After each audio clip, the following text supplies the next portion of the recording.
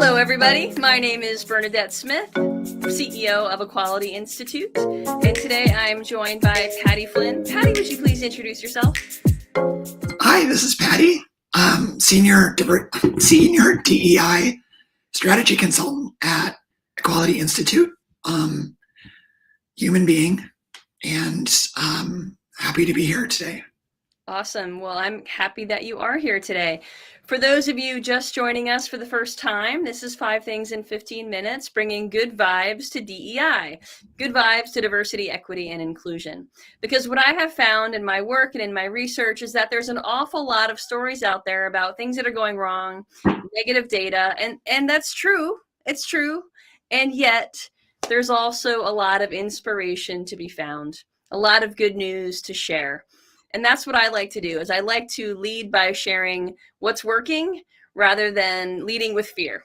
So every Saturday, I write a newsletter called 5 Things, and I bring good vibes to DEI on Saturday mornings. And then on Monday, I'm joined with a special guest here on LinkedIn Live and also on YouTube. So thanks so much for joining me today, Patti. I know that there's a lot going on in the world, and sometimes it can be really hard to find the good news.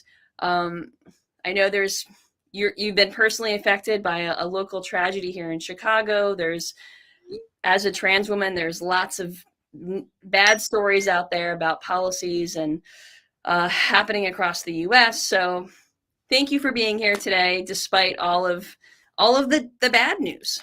Yeah, I think it's important that even in times of grief and suffering and pain to be able to reflect on some of the positive things that are happening and look forward. Like I told you before this, 5 things that there's light in a lot of people, and sometimes when it looks like it's extinguished, it really is just moved into yourself, into others that they touched. So, or call it a seed that is planted. But I'm I'm happy to be able to talk about some of the positive things, because I know that that's really what is needed. Yeah, well, thank you. And it's not always easy. It's not always easy. And I try to avoid I try I try to avoid toxic positivity, Yeah. which I can border on a little bit sometimes, but I just try to be grounded in the reality of the world, and yet still find the good stuff. So again, thank you. All right, so today's first story comes from the YWCA of Worcester, Massachusetts, which was undergoing a really large capital renovation project, or a huge renovation project for the facility. And the facility actually houses houseless women and victims of domestic violence and children. So there's a lot that happens in terms of social services within this YWCA. And so as they were putting their project out to bid, they ended up hiring a women-led construction company who took on this project. And they took it on in a way that really showed that the needs of women and children were top priority, and they showed the sensitivity to those needs throughout the course of this project. And I think it's a really great story, and it sort of shows when you have the diversity on the team, you can better serve people from underrepresented groups. Yeah, absolutely. And as someone who spent 4 years, not in Worcester, but 30 miles to the east, outside of Boston, and have connections to central Massachusetts, I think it's really good. I've spent a lot of time in Worcester, and it's a city that has some issues, and so I'm glad to see that this kind of renovation is occurring. But I'm also really happy to see that they are thinking of the needs of the people there, that they're serving. Too often we see whether it's as a meme or whether it's in a news story where, we talk about manels, Mm-hmm. all panels on women, all filled with just men, or boardrooms filled with the same looking person all across the table. And to get deeper understanding and perspectives of the people that you're trying to serve, you need to have a deeper understanding on your teams. And whether that's at the leadership level or even all the way down to the people doing the actual work, like the 10%, might look like a fairly low number of tradespeople working on a project. But I mean, I think most folks know that construction is very, very heavily skewed male, um, and for no real particular reason.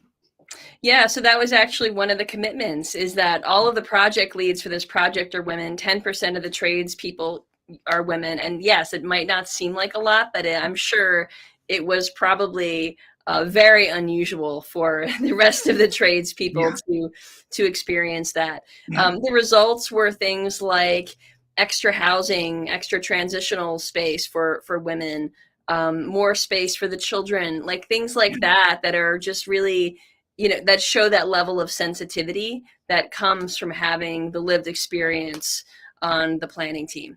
yeah. So it's a really nice example of how this plays out in a really effective way, in a positive way. Okay, next is Instagram adding a new tag feature for professional accounts and influencers that ensure that those influencers receive credit for their content. So, this is a feature that's been unveiled because lots of Black users and influencers were not receiving proper credit or compensation. And these are people who make their living from social media. Yet, white influencers make twice as much money as Black influencers with similar sized audiences. So this tag feature is really designed to reduce that disparity. Very cool. Yeah, yeah. I mean, this is not a new situation where folks from, frankly, my community of white people taking the inspiration, or in a lot of cases, just directly copying folks online now.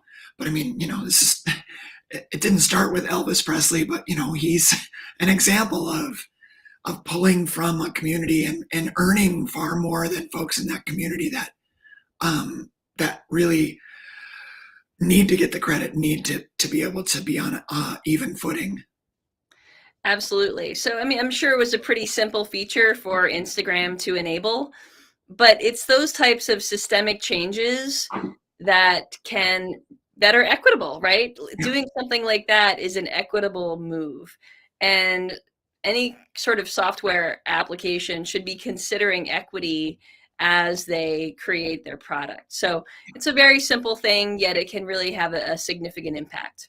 yeah, Okay, next story for today is about a full page ad taken out in this Dallas Morning News in basically condemning Governor Abbott of Texas. And as you know, Governor Abbott of Texas has instituted a policy where parents of transgender young people in Texas can be investigated for child abuse. Now, there is an injunction, but we're starting to see corporations speak out. And I think over 60 corporations signed on to this ad in the paper. So this matters. And it took a while to get there, but it really does make a difference when companies speak up like this.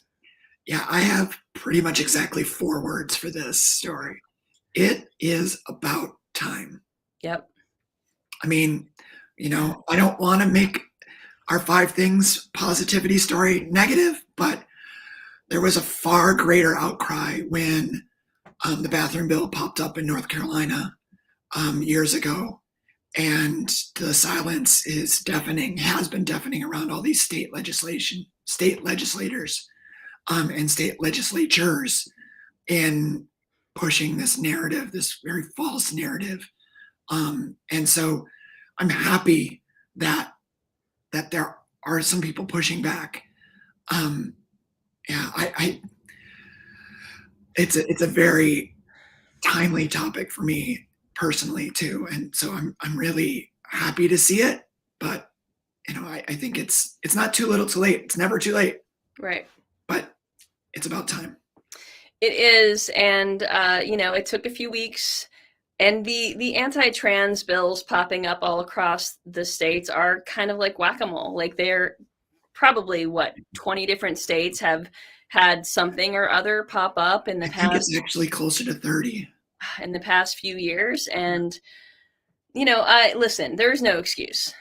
There is no excuse, but I would expect that there be some sort of that corporations now should have this on their radar, Yeah. right? And so there should be some sort of like canned response, like ready to go as far as I'm concerned, yet we're not really seeing that.